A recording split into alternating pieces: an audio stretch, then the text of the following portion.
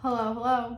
I am back again today in my studio and we're going to talk a little bit about how to wedge clay. So let's jump right into it. Chances are if you are working in a community studio or you're working at home, you probably have some reclaimed clay and a few bags of clay that look like this or that look like this. So we're going to talk about how I wedge all of these different types of clay together. So when I say different types of clay, I mean that this clay was laid out on a plaster bat overnight. I scooped the extra clay bits out of my reclaim bucket and I laid it on a piece of plaster and it sat overnight. So this is reclaimed clay, whereas this is used clay. This is clay that I had put on my wheel head to trim on, and it wasn't hard enough to recycle, but it's not soft enough to work with. So we're gonna talk about what I do to get this type of clay ready.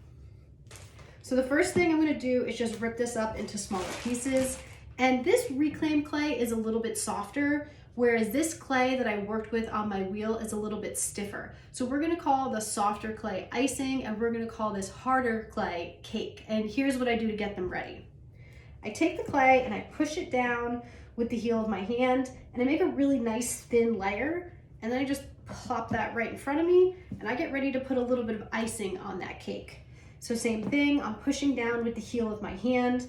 Now I can tell this clay is softer because when I give it a little pinch, I feel this is drier, it doesn't feel tacky, whereas when I pinch this clay, it's a little bit wetter. So just getting used to how your clay feels is an important part of the process as well.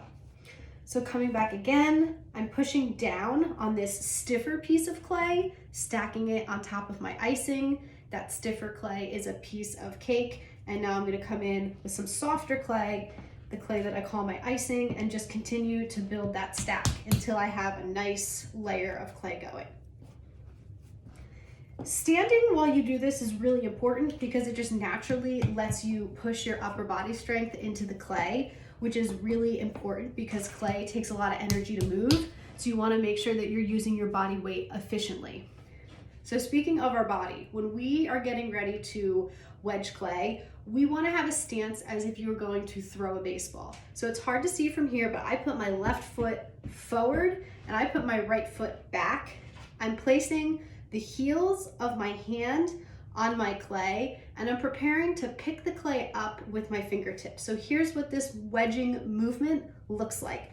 I push down with the heels of my hand and I pull up with my fingertips. And this is just a smaller rock. I'm gonna go ahead and show you two things that I notice people doing when they learn how to wedge that aren't techniques that work out well for them. One thing is folks tend to really push the clay down and kind of drag it out like this.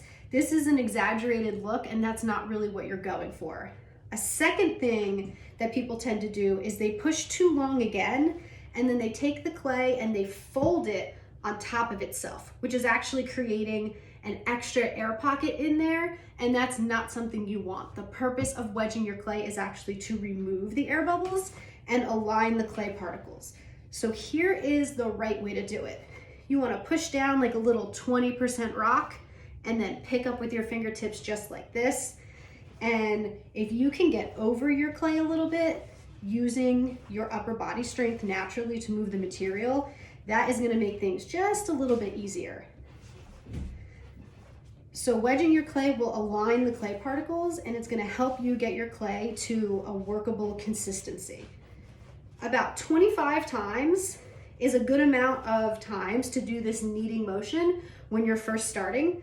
It could take less than that if you're really efficient while you're wedging, but that's a good place to start.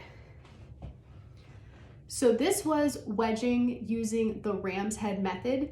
You can see it kind of forms the impression of a ram on the top of your clay.